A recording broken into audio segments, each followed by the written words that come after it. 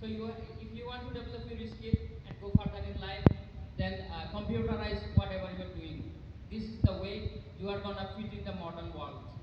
So এখন আমার ইংরেজি শুনে অনেকের পিছনে হয়তো মনে করতেছেন যে ভাই ইংরেজিতে কি কি করে বলতেছে কিছু বুঝতেছি না, এটা আপনার ব্যর্থতা, এটা আপনার failure. If you don't understand this much English, then you don't deserve to get a job. So if you want to get a job, you have to increase your networking. কেমনে আপনি নেটওয়ার্কিং বাড়াবেন? প্রাক্তন শিক্ষার্থী পরিষদ, ঠিক আছে? এখন মনে করেন আপনি হাই স্কুল শেষ করে এইচএসসি দিয়ে আপনি ইউনিভার্সিটিতে যাইতে চান, কোথায় যাবেন? সিইউ আছে, ডিইউ আছে। এখন সিইউতে তো ভর্তি পরীক্ষা দিতে হয়, ভর্তি পরীক্ষা দিয়ে তো ওখানে থাকতে হয়। এখন আপনার সিইউ চট্টগ্রামে আত্মীয় নাও থাকতে পারে, আপনি রাতে থাকবেন কোথায়?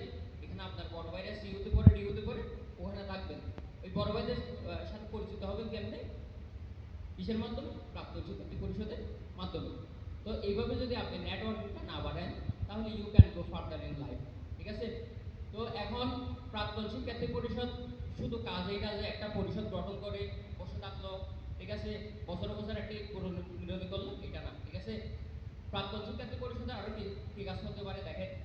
এখন মনে করেন আপনারা হচ্ছেন এখানে আমার প্রাক্তন শিক্ষার্থী পরিষদে আমার অনেক ফ্রেন্ড আছে, হ্যাঁ, দে আর গুড পিপল। তারা কি করে আপনাকে ভালো করে গুড অ্যাডভাইসটা অলওয়েজ দিবে, এটা আমি হাত থেকে বলতে পারি, ঠিক আছে? এখন আল্লাহ না করুক, ঠিক আছে, এখন এখান থেকে দেখা গেলো রংবাজ, চাঁদাবাজ, দুশুর এখান থেকে উঠছে, ঠিক আছে? তখন বদনাম হবে কার? চাইলেদুল স্কুলে যেও আগে চাইলেদুল স্কুলে পড়তো, এখন রংবাজ হয়ে গেছে, ঠিক আছে?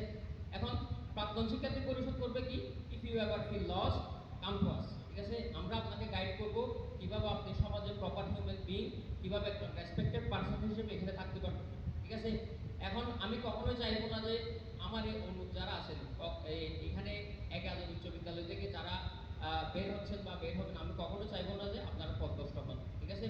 তো if you ever feel needed, if you ever feel the need of help, you come to the alumni association of Azhar High School. So that will be all from me. Thank you very much, and developing skill. And I am thanking again Mr. Azhar for taking this huge step. Although there are many things that he had to overcome, but thank you.